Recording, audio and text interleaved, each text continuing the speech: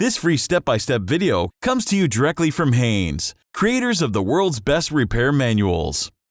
Fix your car or truck the right way with our accurate and reliable information at your side.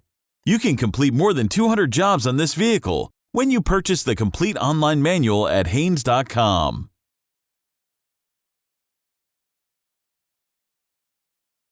Disconnect the negative battery cable first.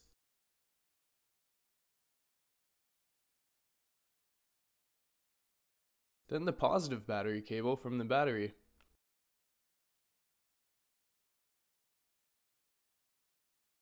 Remove the battery hold down clamp.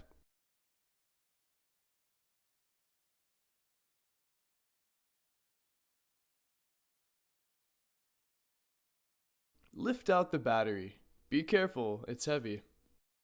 Remove the battery tray and clean it if necessary. Install the battery tray, then the battery. Install the battery hold down clamp and nut.